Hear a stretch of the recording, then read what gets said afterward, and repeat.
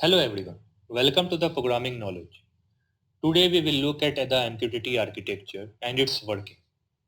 Before we start the architecture part, let's start with the various components of MQTT like message, client, server or broker, and topic. Let's look one by one. Now what is message? The data carried by the MQTT protocol across the network for any application. When message is transported by MQTT, it contains the payload data, a quality of service, a collection of property, and a topic name. When we will see the message format, then these all terms will be cleared. Now, when to say a device working as a client. Clients subscribe to topics to publish and receive messages. Thus, subscriber and publisher are the special roles of a client. Or in a general term, a program or device that uses MQTT are referred to as client.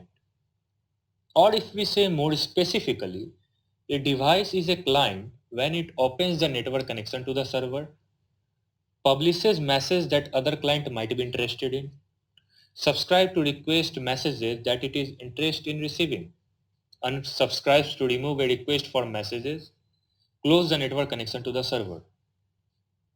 In MQTT, client perform two operations.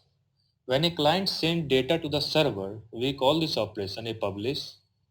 When a client receives data from the server, we call this operation a subscribe.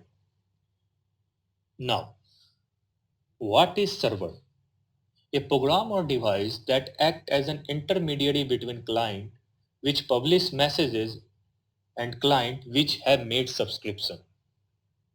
If we say more specifically, a server accepts network connection from client, accepts message published by clients, process subscribe and unsubscribe request from client, forward messages that match the client subscription, and closes the network connection from the client. Now, what is topic?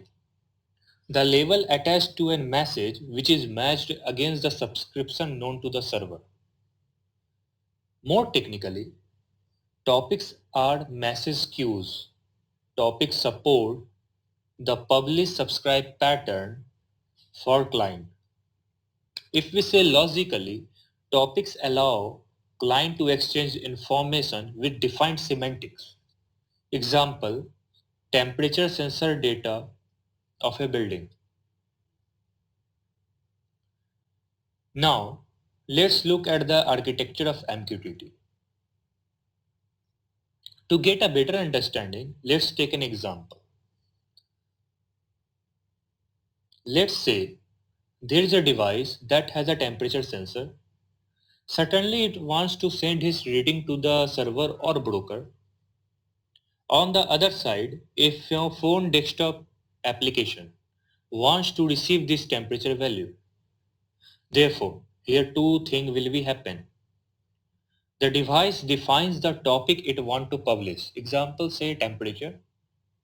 Then it publishes the message temperature value. The application, the phone or desktop application subscribes to the topic temperature. Then it receives the message that the device has published, which is the temperature value.